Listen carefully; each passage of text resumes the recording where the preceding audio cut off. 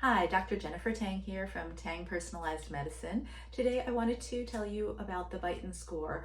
At this point in time, the Beighton score is the first step in diagnosing Ehlers-Danlos syndrome and specifically Hypermobile Ehlers-Danlos syndrome.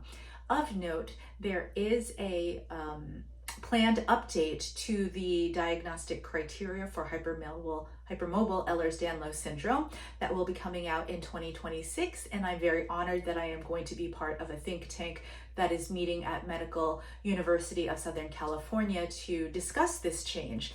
So we'll update you when the time comes, but for now, the Beighton score is still the first step in diagnosing hypermobility and hypermobile spectrum disorder. So let's get started on the criteria. Step one is to evaluate the thumbs. I will show you on myself that if you can pull your thumb and have it touch your forearm, which I can do, but I'm not going to do right now because I'd rather not strain my body. If you can do that on this side, you get 1 point, and if you can do it on the other side, you get a second point. Next, we have the elbows.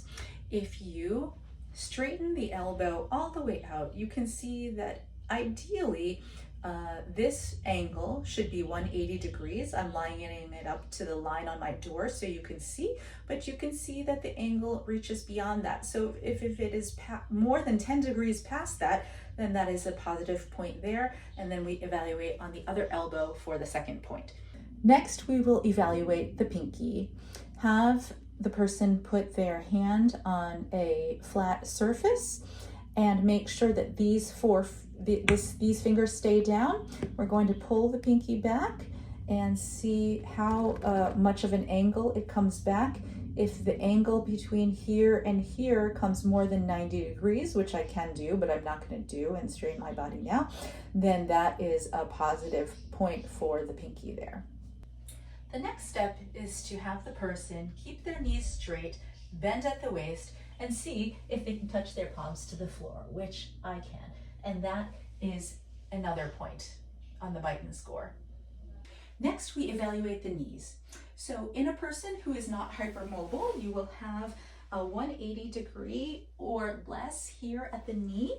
So for example, a straight line up and down. But if somebody is hypermobile, the angle here underneath the knee may come in this direction. Of course, I'm exaggerating.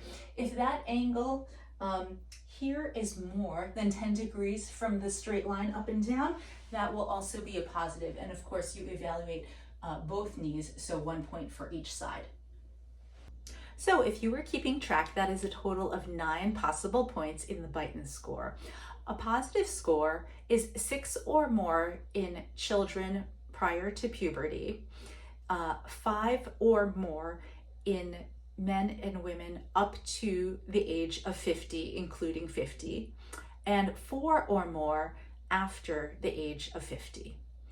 Now, we do know, as I said before, that the Beighton score does have some limitations, including increased stiffness as we age or possibly due to injury, and also not evaluating all the joints. It does favor the upper body because there are 6 points there and only 3 points in the lower body.